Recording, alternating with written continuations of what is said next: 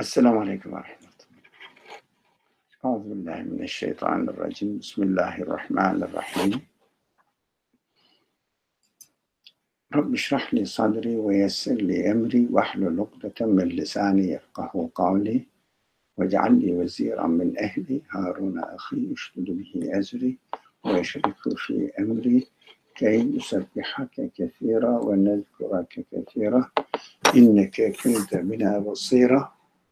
وصلى اللهم على محمد وعلى آله وأصحابه وأتباعه وسلم. ربنا اغفر لنا وارحمنا وأنت خير الراحمين. آمين والحمد لله رب العالمين.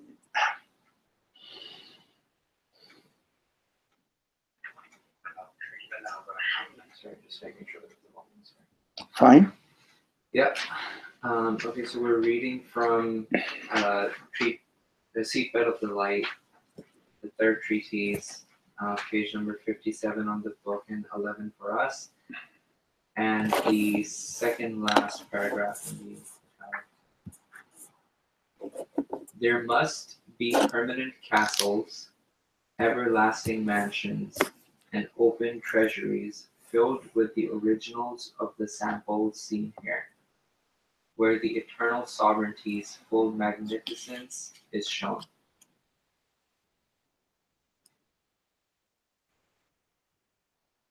Should I continue? This is just introduction, introducing the subject. And of course, there are lots of first premises, lots of claims.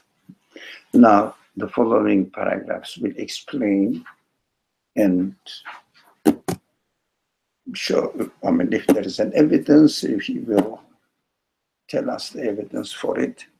But you can, what this sentence says here, you can summarize it and put it in a practical language, daily language.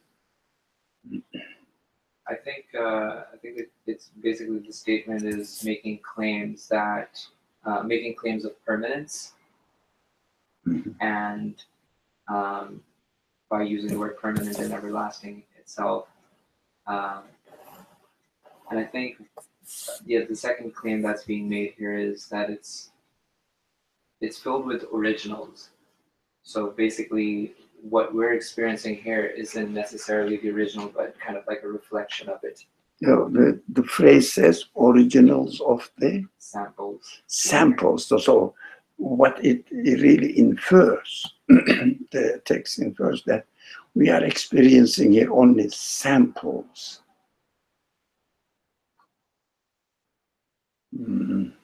It's difficult to imagine that we are only experiencing the samples. It's difficult. We think that they are real, just the samples.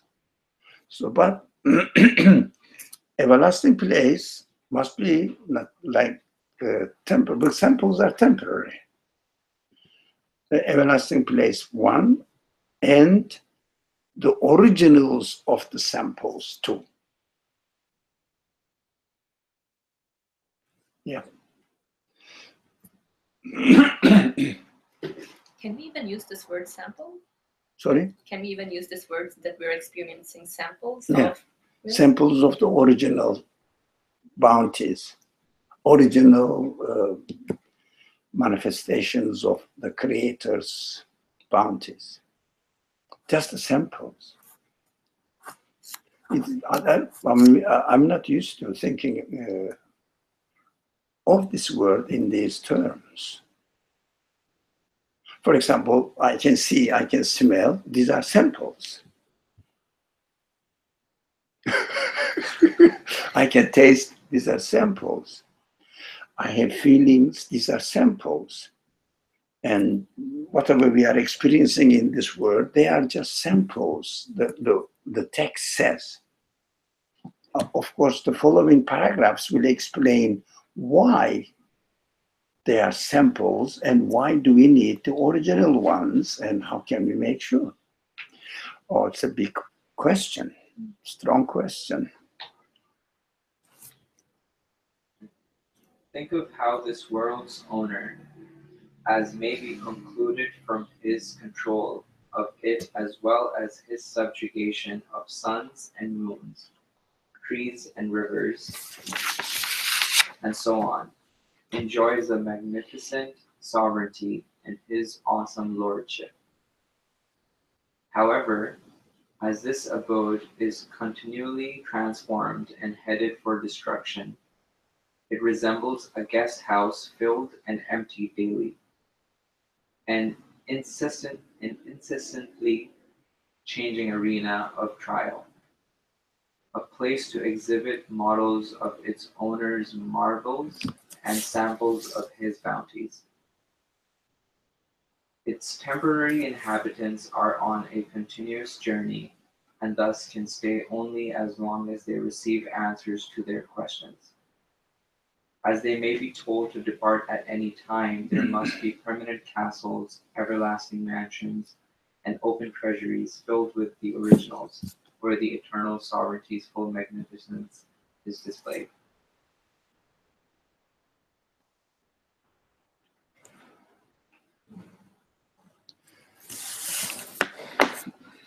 I have a question. Yeah, maybe you can ask your question, but you can summarize it, what the paragraph is saying.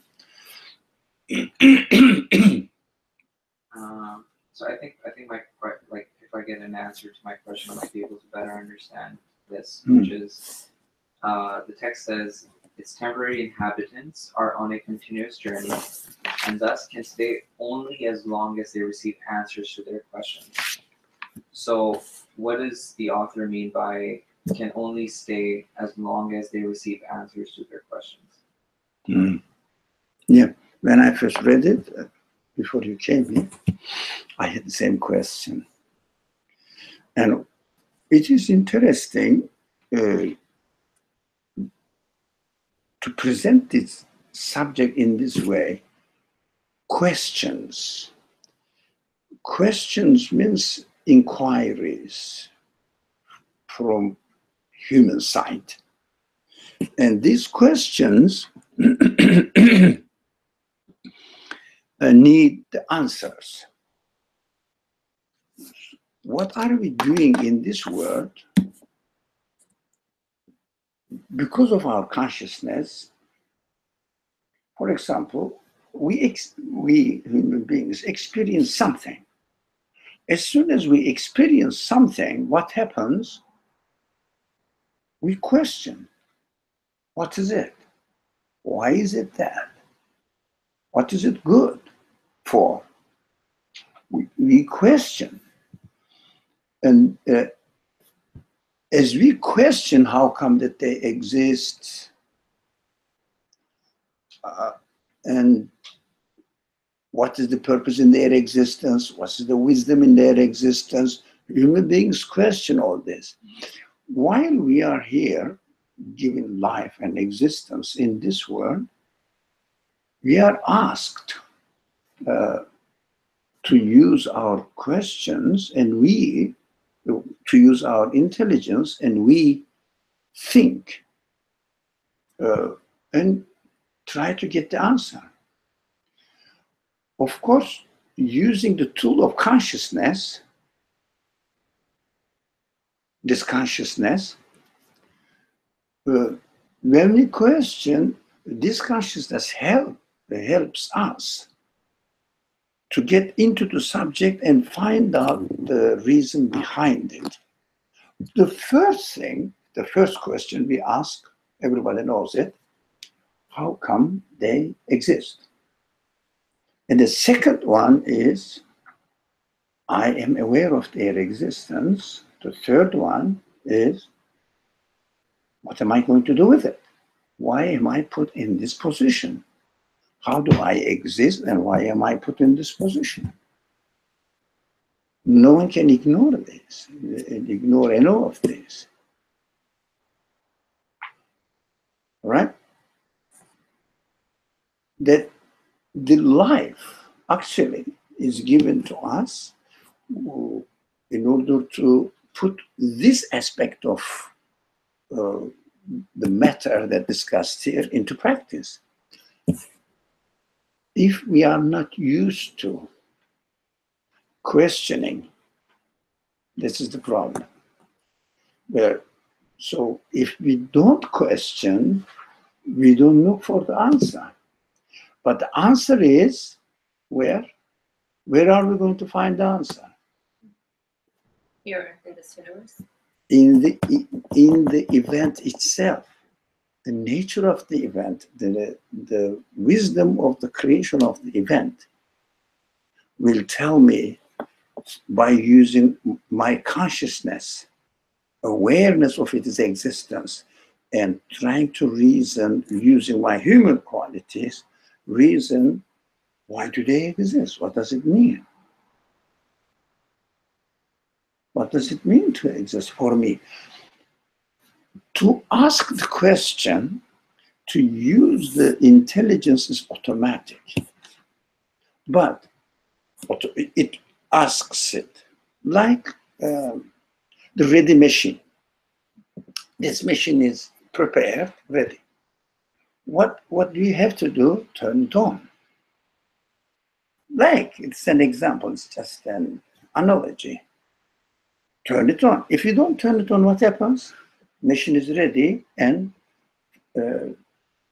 doesn't function. But when you turn it on, it starts functioning, working as it is made. Now, what is the element in human existence that turns the, if you like, of course it's an analogy, machine of consciousness on and off? Which part of human body acts in or functions this? Exactly. Yeah. Either we turn it on, ask the question, or we don't. We are free. If somebody is like me, doesn't turn it on, machine is perfect, but nothing. Doesn't mean anything. Most of the time, I ignore it. I don't use it. I ignore it. I don't use it. You know the reason? We don't use our humanity fully. You think we don't use our free will most of the time? No, we use it. We use it not to use the turn on the consciousness. Or there is no moment that we don't use our free will, except we are either sleeping or mad. Some not a brain damage or something. Otherwise, free will is always there, functioning, always free.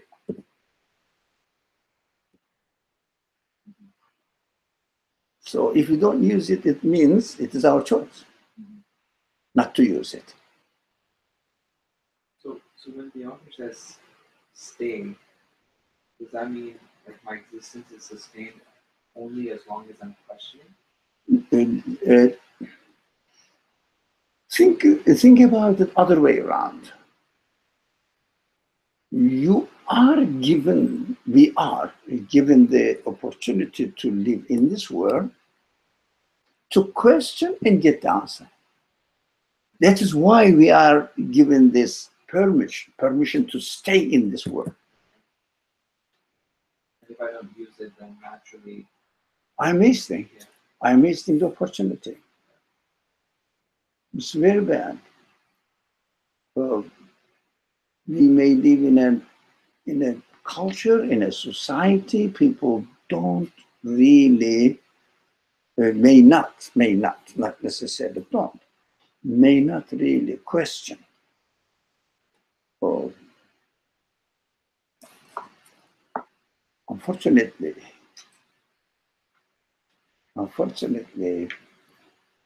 even we may say we are religious people, we may not question. Yeah.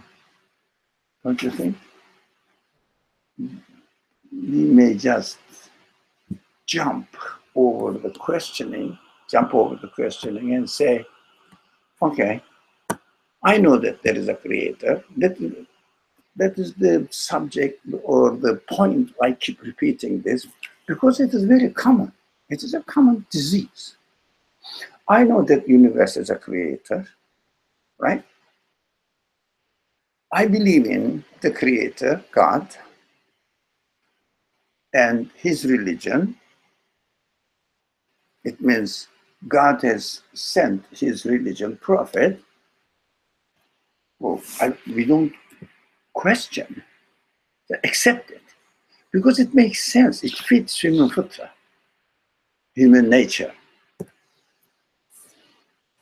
And when it comes to connecting myself with the creator, what I do, I jump to religious rules. Do you notice that? I jump to religious rules. God ordered me to do this through my religion. Of course, everybody has different religion. No one really says, is it really true? The religion I am following is true or not? When you start questioning whether you are a Muslim or Christian or whatever, whatever the tradition you follow, or atheist, if you don't question, is it really true? Especially religious people don't question. Especially. Because it fits Futra. But it's a side subject. It's an anecdote. Atheist people question more because it doesn't fit their nature. They want to justify it. Look for a reason to justify it. It doesn't fit their nature. Do you notice that? Of course, it must be right. You know, the matter exists by itself. It is eternal. It's justified. It doesn't fit nature, human nature. But it is eternal. It is. It existed by itself. How come it does? Does it really make sense? They don't want to question that. They don't want to question. They jump to their own conclusion. But because it doesn't fit, I mean, I don't want to criticize any religious tradition. Why Christianity tries to justify Trinity? There are, if not thousands, definitely hundreds of ways of explaining Trinity. How justifiable, how reasonable it is. Why?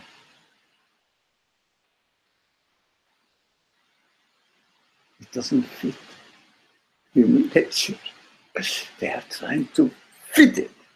But if you have a part of a, let's say, engine, right?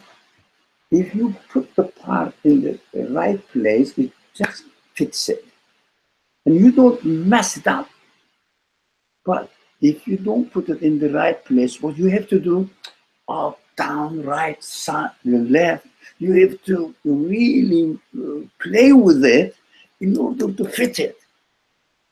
But if it is the right part, it just put it and fits it. But the human nature is such that this is a created being. A conscious being has created this universe. You look around it, there is nothing saying that no, anything in the world. Nothing says or gives the news to human being that no, not a conscious being has made me. No. Have you seen any creature? Now there's a fly going, the door is open, that's my mind is there. Can you believe at least Yeah, one of them is enough. The outer side prevent. For example, look at the fly. When you look at the fly, even you can study it is organic, biological, physiological structure. You cannot find, no one can find any sign that it is accidentally, it has accidentally became a fly. There is no sign. It fits. You know, it is consciously done by a conscious being. Easy. That's why Muslim community, all the students of the Quran, keeps repeating that Islam is a religion of oneness of God, Tawhid, which is a very famous phrase. Oneness of God, absoluteness of God. Yeah, but they don't really talk about it much. Have you noticed that? But they keep saying that in Islam, we believe in one creator, and this creator is the creator of the whole universe, and it is unique. It is absolute. You cannot imagine because it is not like anything in the universe. That's it. We don't really try to fit it into the part, into our machine, human machine. It fits. We don't have to work on it. But of course, we shouldn't ignore this aspect of Quranic teaching, right? We shouldn't ignore it. But unfortunately, because it's so easy to accept, people don't work on it. What they do, they jump over it and go into the practice of religion.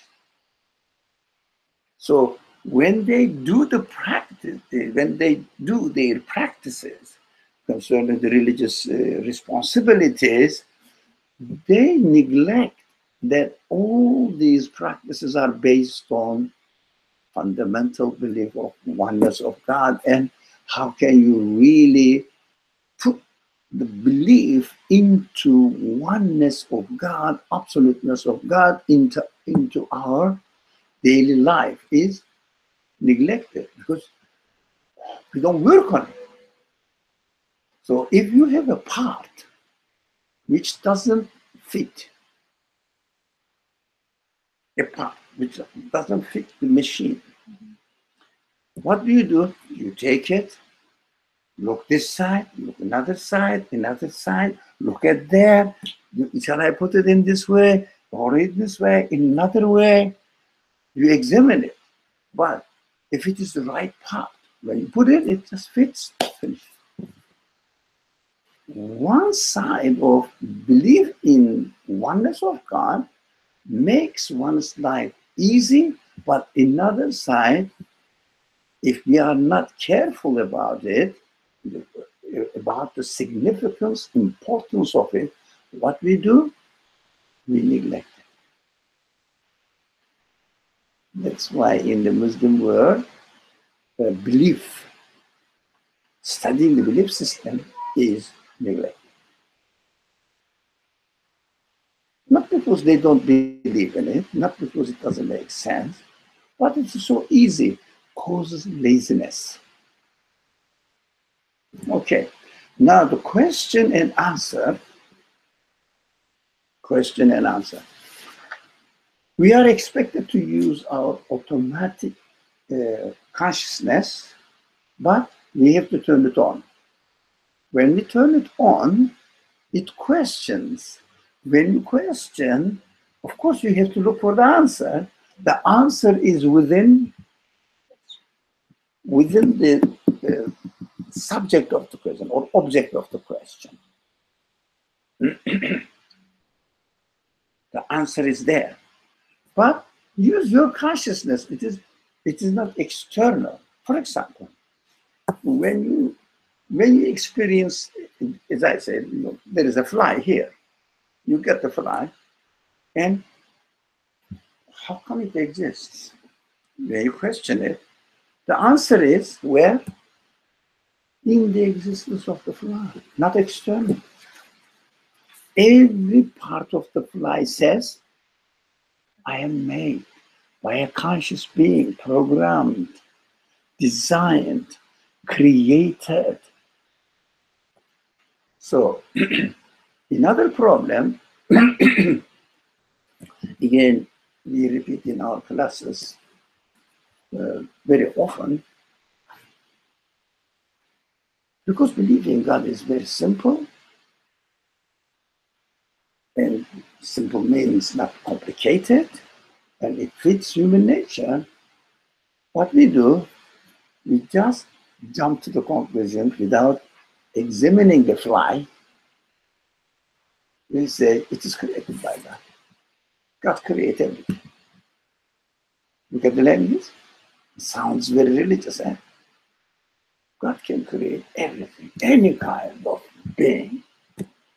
He is all powerful, almighty. And we don't examine the fly. So basically, the examination itself, the only thing that's increasing is the certainty, because the answer remains the same, but certainty in knowing that the answer is the actual answer. Yeah, that's why we are here. This text, I read a couple of hours ago. What are we going to study today? I said, this is the key point, and I'm very glad that we can start. We are given stay here. We know that it's temporary, right? But why are we giving so long time? We are not giving one opportunity or an opportunity once or twice. Whole our life, every moment, we are given the opportunity to do this. Questioning and looking for the answer. What we do usually, because the Quranic the belief system introduced by the Quran is so simple, not complicated, matches human nature, we just jump to the conclusion again, not question the belief system itself, and go into studying the religious responsibilities. What I should do in practical terms and what I should avoid in practical terms. We just jump into it. That's why in the Muslim world, when you say religion, what they say first, you pray, we do this. They don't say, for example, they don't say, usually, there may be exceptions, definitely, there are. How do you believe? Why do you believe? Yeah, when you say you are a Muslim, oh, do you fast during Ramadan for a month? It's too long. Why? They don't say, why are you a Muslim? What made you a Muslim? What convinced you? But, for example, again, I hate to compare other Islam with other religions, but it makes the case easy.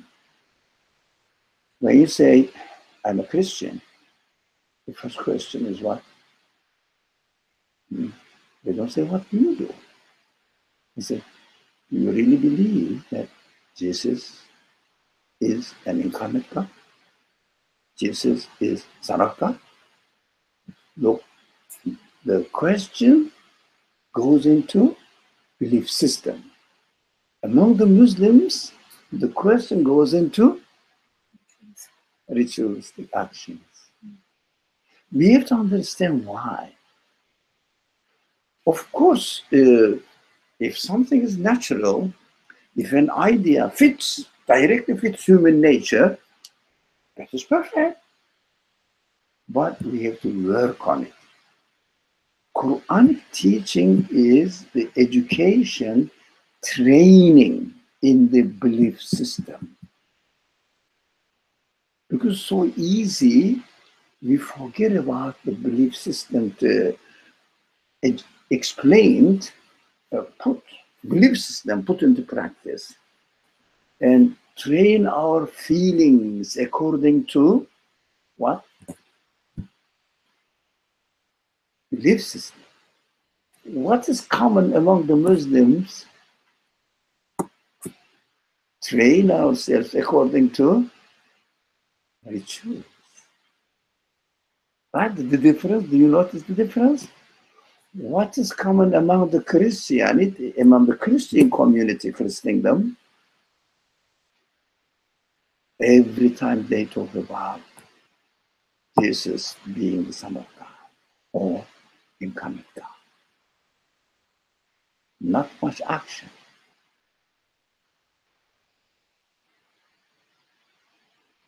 Do you notice the difference? Isn't it? No? I don't mean, I don't really, like, I don't really dive too much into, I guess, my knowledge in that. Listen, go to the church, and see what the preachers are saying, priests are saying, emphasizing on Jesus being something. Oh, but if you go, there are other, of course, denominations, they don't accept this. There is no need which denomination accepts whether. What they do, they don't accept that, very few, they are in minority, that Jesus is not incarnate God or Son of God, but the chosen son, adopted son, they interpret it. And they may talk about actions as well, but not actions that like in Judaism and Islam. There are not many actions nowadays surviving in Christian tradition. In Judaism, only action. No, they share the same common background like Muslims. They say we believe in God as the creator. God created the universe. It makes sense. And that's it. And then actions. Okay. That's why we are here. I think there's another important word in this paragraph, which is full, basically. So it says, where the eternal sovereignty is full and specific. The reason why I find this word interesting is because I was questioning myself with what is the benefit of increasing my certainty. And I think it kind of correlates into the more certain you are, the more acknowledgement that you'll be able to make of, again, the full magnificent sense actually there. Full magnificence. Oh, before going into this full magnificence, where the full magnificence is going to be placed, where not necessarily that they're part of another universe, that before that, there are interesting phrases here. We will come to that point afterwards. How about this one? It resembles a guest house. It is a matter of internalizing this kind of terminology and making it living for ourselves, alive for ourselves. For example, I asked the question to myself, do I really feel that I am in a guest house? No. Why? Because lack of my consciousness, lack of my decision to question. It's a guest house. The universe is a guest house. I don't feel it. But of course, everybody knows that every human being is going to die. That is just something, reality. We are going to die. But at the end, we are going to die. At the end. I don't know when, but at the end, I'm going to die. That is not a solution. To know that, to be aware of that, everybody. No one denies that. Can they? No exception. Now, to say that I'm going to die doesn't help me much. Why? Yes, I'm going to die, but now I'm not dead. So I have to live my life as it is, not as a guest. Because the understanding that this type of existence, the universe that we are living in, is a guest house, must have an impact on us while I am living here, before death. But knowing that at the end I'll die does not really make me think that my life right now is temporary. I'm a guest in a guest house.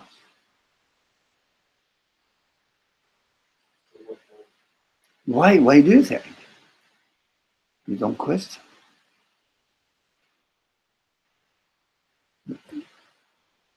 Whatever we are experiencing here, we don't question what is that. Why is it that? Why is it so? Then I will refresh myself. I am hoping that, God willing, this kind of discussions will help us. Let's train ourselves that we are in a guest house. And we are guests here. Every moment, try to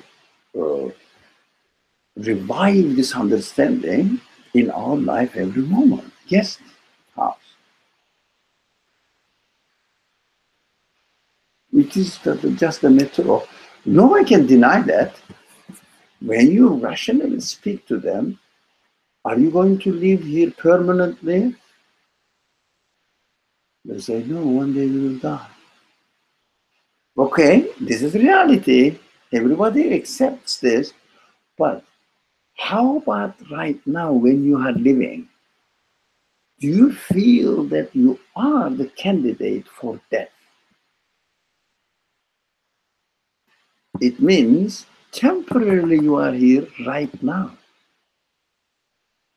I'm asking this question to myself. Temporarily living here right now. You are, let's say, you are, simple example, food. Yeah. You are eating something. It is just an appetizer. Right? That's an appetizer. Look what I'm offering you here. But of course, the main question is full manifestation is needed. That is another step of thinking. What we do, we ignore our present life. Practically, what I do, my practical life, I ignore my present life. I jump to death, and after death, what I do, we are here, and we are benefiting. Look, not a guest house. We are benefiting from Creator's bounties, beneficence. After I die, look, after I die, I will be given a wonderful life, right? But not experiencing the wonderful life, perfect manifestation through my appetizers here. Do you see the difference? Did you get it? No or yes? You did. That is living with belief in God. Living with belief in the hereafter. We meet something. This is just a sample. This is just an appetizer. Now the question is, how can I know that this is just an appetizer, just a sample, not full manifestations of the creator of these samples bounty? How do I know that? How should I know that? Any answer? How? Because of the nature of the things that we are interacting. First is transient. Second, perfectly made, but made it into transient form. Now the maker of this thing can we investigate the thing that we are experiencing, right? Let's say we are eating, what shall we eat today? Grapes? Okay, we are eating grapes. Study the grape, what you understand, the grape is given existence by a one who created the whole universe. So the conclusion is, the creator of the grape is Almighty. Since the human reasoning questions this, since the creator of the grape is Almighty, it means he has absolute power, he has absolute munificence, absolute mercy, absolute qualities. Why is he really giving me one grape and taste it and go? Huh? It's a sample. Now, how do we understand that the grape that I am eating now is a sample? It shows that its creator is absolute in all its qualities, signs there in its existence, but at the same time, it doesn't really satisfy you as you expect it to be. It disappears. You eat it, taste it, and go. You understand? In the grape, we should not jump into the religious sources or sacred texts saying that God promises in the Quran or in any other scripture that he will give us paradise. I have no objection to this idea. Why? Well, because the universe in general demonstrates that his creator is eternal. Yeah, he can. But the problem is not there. Going into the scripture and copy-pasting from the scripture doesn't help us. I have to use my consciousness, question the existence of the grape, and within the existence of the grape, I have to experience that the creator of this grape is absolute, almighty, and this is a transient sample to me, is a sign that he is inviting me to acknowledge that the one who created the universe, let's call it or he can give me this taste eternally. It's absolute. It is just a temporary sample. You have to see it in the object, not in the text. But what is the function of the text then, scripture? When you hear the text, it confirms. You say, oh yeah, as I experience here, this is a verbal confirmation of my experience. Did you get it? So you reassure. Now, definitely you remember that. I keep saying this, please. Don't read the scripture to copy paste. Benefit from it, guidance, but apply it into your practical life and go back to the scripture to confirm it. To confirm it. This two ways work. First, it is a guide, verbal guide. It teaches you and tells you what to do. It's a guide. But afterwards, what to do, what to think, how to really educate yourself, train yourself. Oh, this Quran is all about human psychology, really. Human psychology, human reasoning. 3% of them direct commands. Do this and guide, but directly do that. Something like in this form. Don't do that. I prohibit this form. These are also to be studied, but mainly human psychology has been trained in the teachings of the Quran. Guidance in the form of guidance. It means pointing out.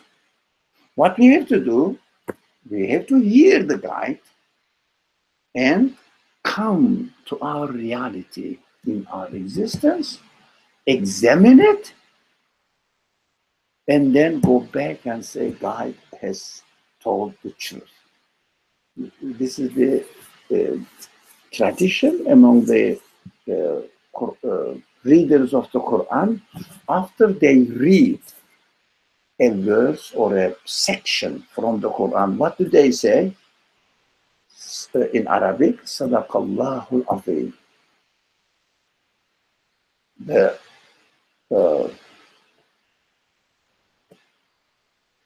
God, Azim, how do you translate Azim?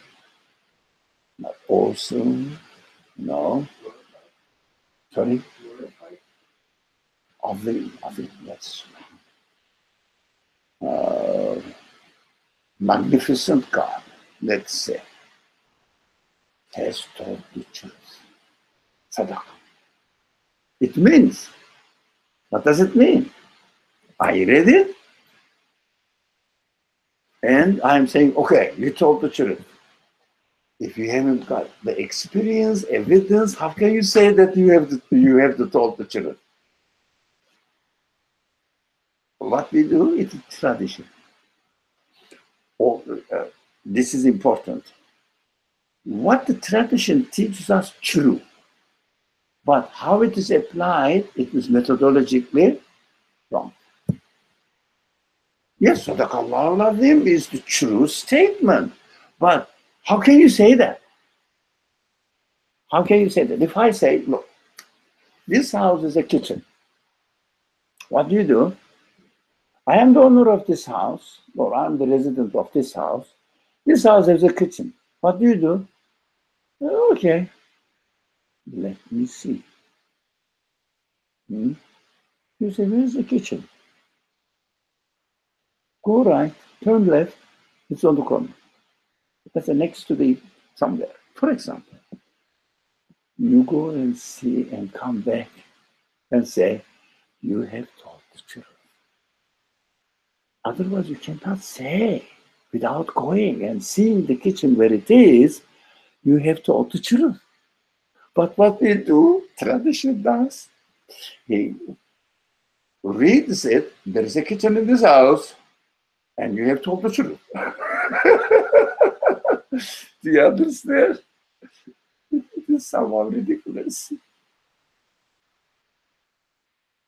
Now, about the news in the Quran, about the hereafter, is treated mostly like this in tradition. God says in the Quran, we prepared you the Kawthar, never-ending river. It means the enjoyment. You have told the truth. Have you seen it? No. Have you found any evidence for it? No. Have you worked on it? No. But you have told the truth.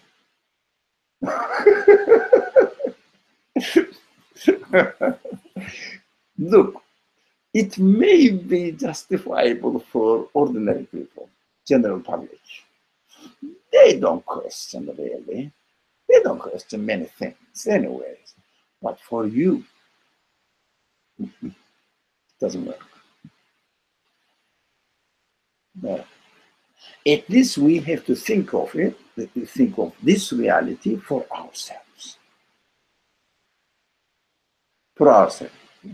Don't compare it with your neighbors, your uncles or aunties, parents. No. Leave them on their own. Their responsibility is within their own capacity. If they listen to you, and you have to check first before saying anything. Yeah, especially you. Can they do that? Can they question the tradition? Are they able to do that? How much? 10%? 5%? 80%? Whatever. Yeah. Accordingly, you will present it. Why do I say this? In my own Torah studies, I see the prophetic life in this way. He used to speak to people around him according to their capacity.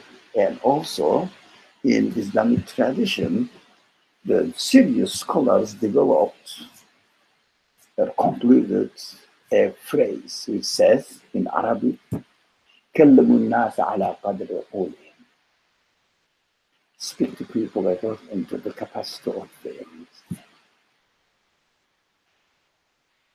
No? But I can tell you one thing. When you are speaking to your elderlies, that is valid. When you are speaking to young generation, that is not valid. Their capacity is not frozen. That's why I keep telling you that you have to speak to young siblings, young relatives, young people, because they have not frozen. They have not frozen their mind. They are open.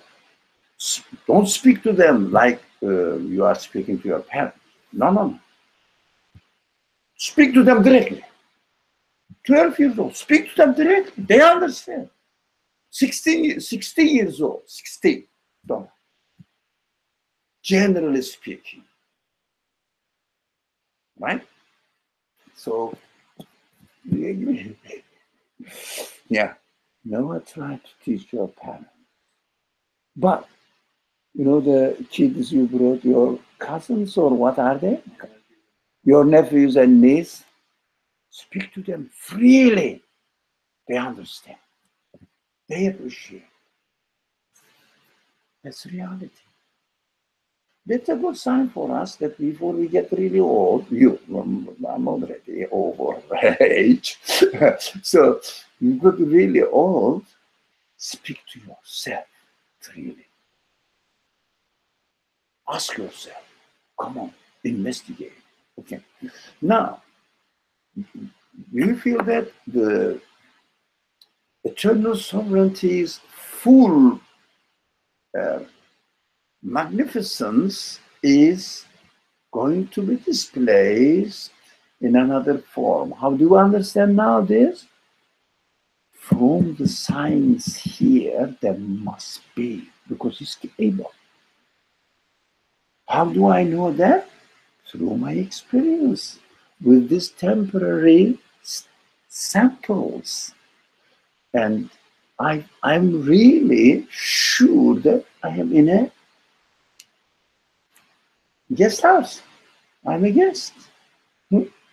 When you really think about it, everybody must accept that he's a guest here. No one can say that I'm permanently here. No one, regardless of one's religious affiliation.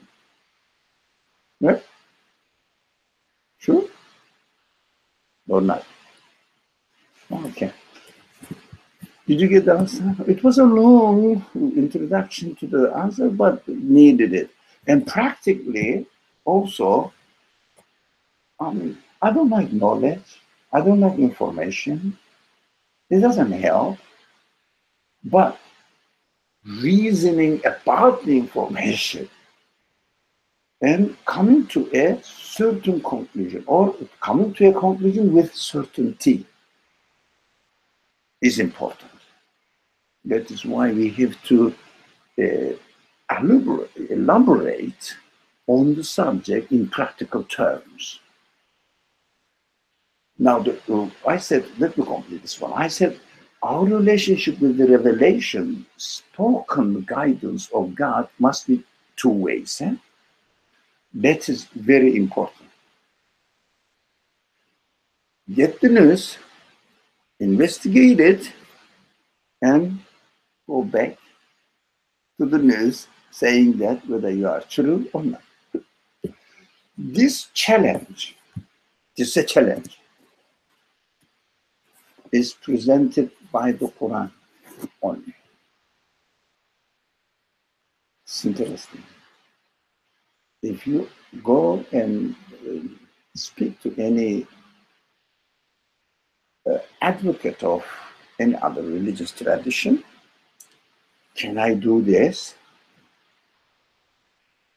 You know, I will read the Bible or Hebrew Bible, whatever, and okay, I will hear it, no, hear it, and then come to my real life, experience it, be consciously aware of what is going on, and come to the conclusion and confirm and make sure, and then go back to the text and say that Sadaqallahu al-Azim. You can't do that. They will say, no, no, no, you have to have faith. That is your tradition. You may not understand all. Yeah. Quran says, my speech is plain, clear. Everybody can understand.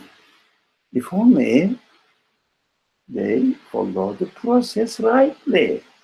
They just don't jump to the conclusion saying that since there is a creator, religion must be true, and since religious source says there is a hereafter eternal life, where the sovereignty is, this eternal sovereignty is full magnificence is going to be displayed. I believe, why not? It is possible. It is possible. Yeah, it is possible. Look at the land. Why not? Why should I deny it? He can do it. Yeah, he can do it. But is he going to do it? He can do it, but is he going to do it when? While I am experiencing this temporary guest house life. This is an application of belief. Applying the belief in your life right now. Okay? Anymore, I have underlined this. Exhibit models of the owner's marvels. I mean, we studied samples, models. Another way of saying the same thing. Any questions? I just wanted to go back to that analogy we talked about earlier in terms of you have a part and like a piece of a maybe puzzle. If it fits perfectly, then it will. But don't, if you're trying just to fit in, it won't. So that has to do with, You're going to have to work on it a lot. When you put it, it's just, so if it is the right part, Mhm. or the piece of the puzzle. Mhm. If it is the right one, I mean, you must have experienced that, with your niece or nephews. When you get the right part in the puzzle, when you put it up like that, just a few seconds, you say, you know that. But if it is not the right piece of the puzzle, you have to do it up and down and this way, another way, and look at it, examine there, because it doesn't fit. You are looking for a justification So you're, to make it fit. but I'm just trying to apply this analogy to when we're questioning or when we come to a conclusion from our questioning, if it's not the right.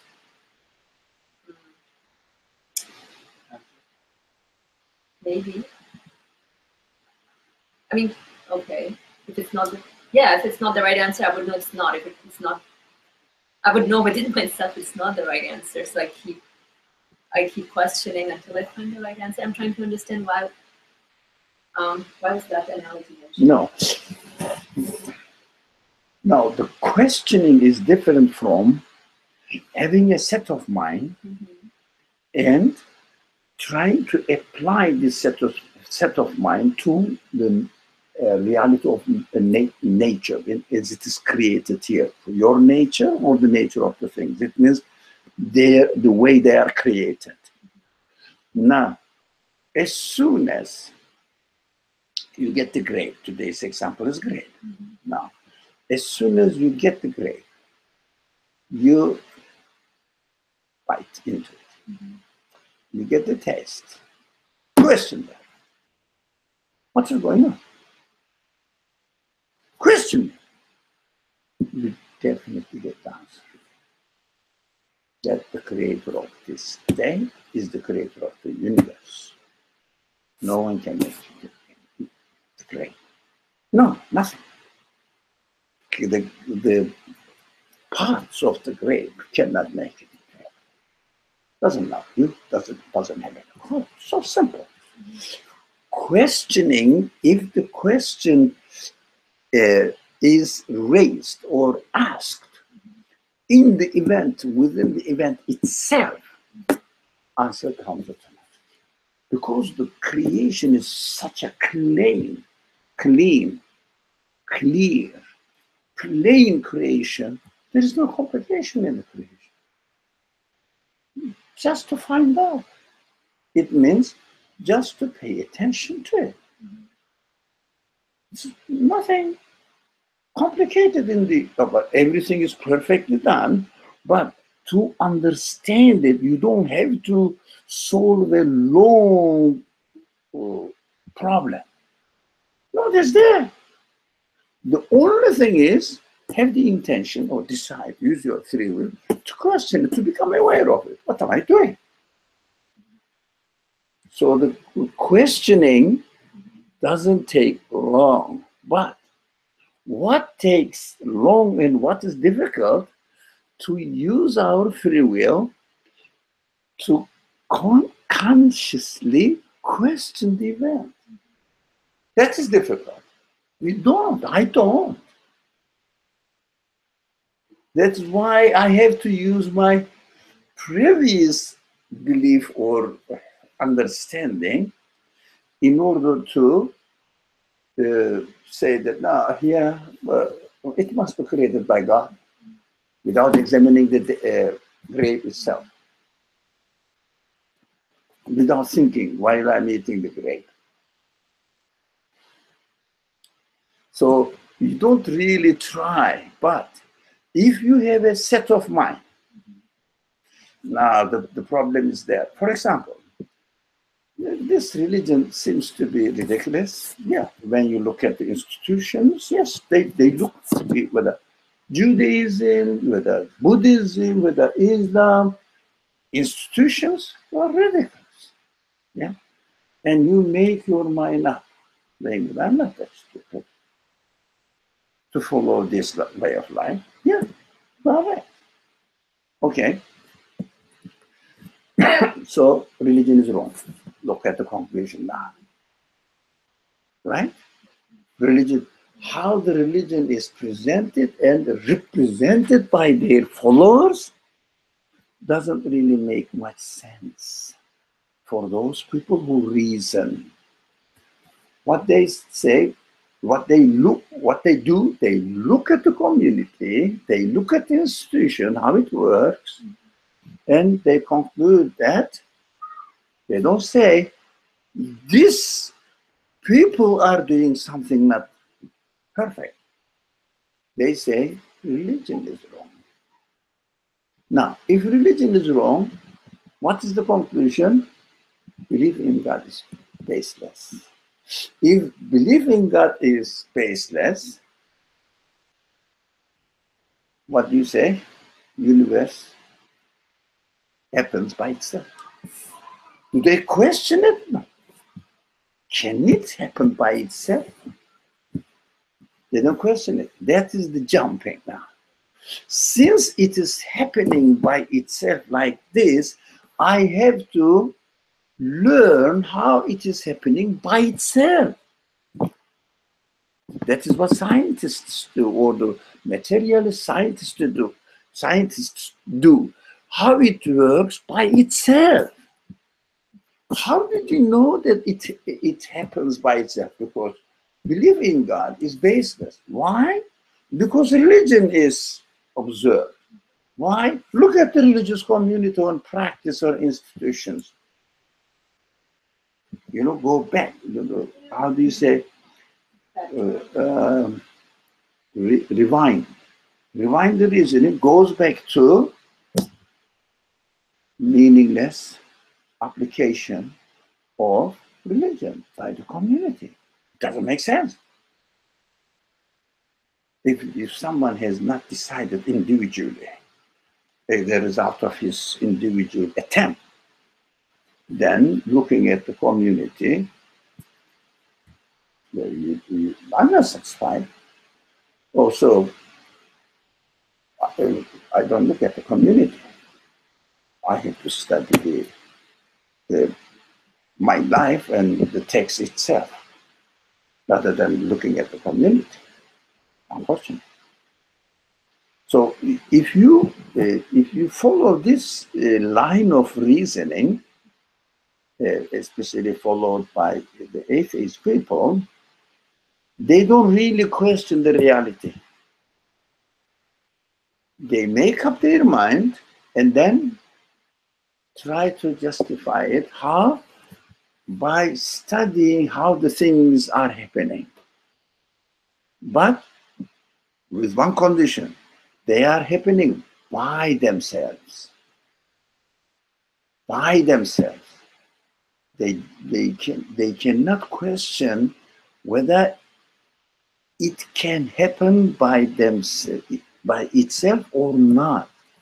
That's why we have to pay attention to the source of existence, or the questioning the source of existence of everything at every moment. How come that it comes into existence? Yeah. For example, I can study this machine, how it works, yeah. But fixing my mind that this happened by itself. What do you do? What do I do? This part works in this way, another part functions in this way, because I made my mind up that it happened by itself. But if I question, can it happen by itself? As the Quran teaches us, can this part come into existence by itself and functions as a result of its own choice, own desire, own action? Can it have the quality to do that. So it means I have given up the prejudice that the machine happened by itself. The problem is there. The things, the universe, the matter happens by itself or not. Now, what happens? Materialist people or those people who don't believe in God take it for granted that it happens by itself. Those people who find belief in God is easy, comfortable, natural, that's correct. What they do, they take it for granted without examining again. What do they do? It's created by God.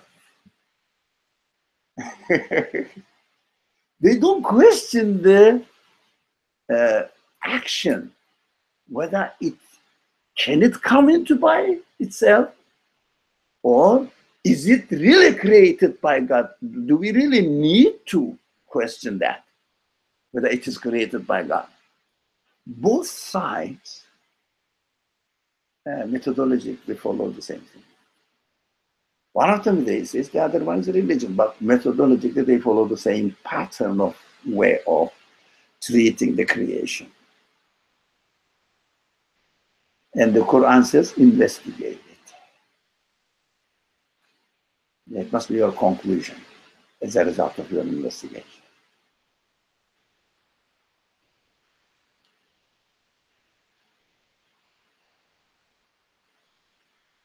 It's interesting.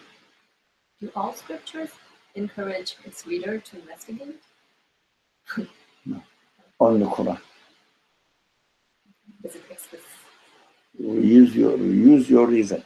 There are some signs in Torah, but they are so much overwhelmed by other factors that it is not really distinguishable. Quran's language is very clear, straightforward. They don't think. Why don't you think? Why don't you reflect?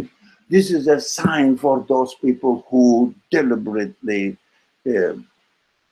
concentrate on the reality itself, ulul albab. It means really try to get the gist of the thing. You know, look means the essence of the thing. Look.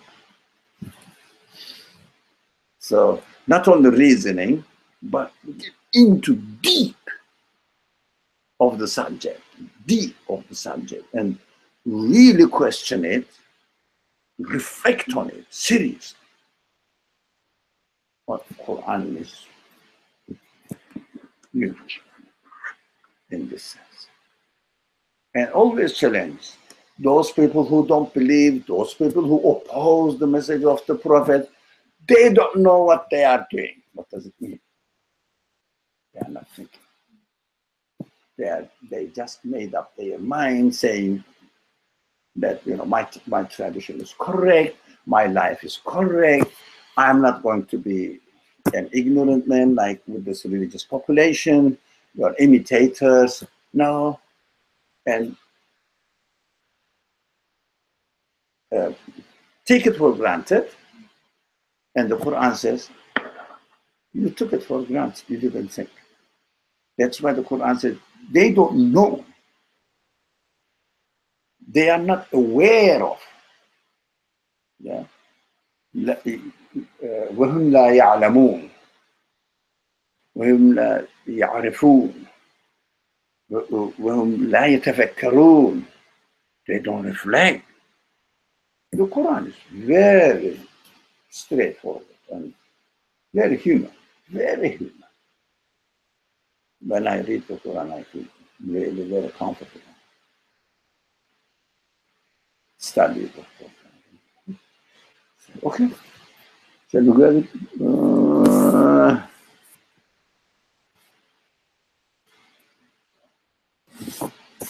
If you have further concerns, I think we can stop here. So we have to pray and get ready for the next session, inshallah. So, any more concerns, questions, anything? Yeah, this is a training, eh? It means you and I may not learn anything today, anything new today. But it is a reminder that I have to be aware of my reality and question at every moment.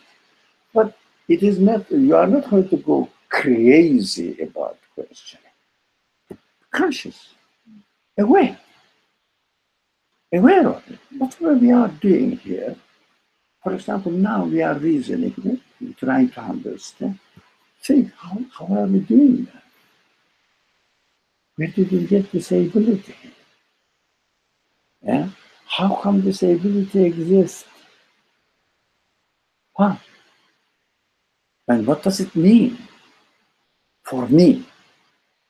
Just think, I'm created in this way. I'm made in this way. Nothing of my body can claim to be responsible for the existence of this ability of thinking. Why do you consider? That is training. Well, is this something new? No. But refreshment, training, inshallah, is essential. Okay, let's stop here in time. And next Saturday, we will be here again, inshallah. Bismillah ar-Rahman ar-Rahim. Inshallah, subhanaka la ilma lana illa ma 'allamtana innaka antal alim al-hakim. Wa akhiru da'wahum alhamdulillahi rabbil alamin.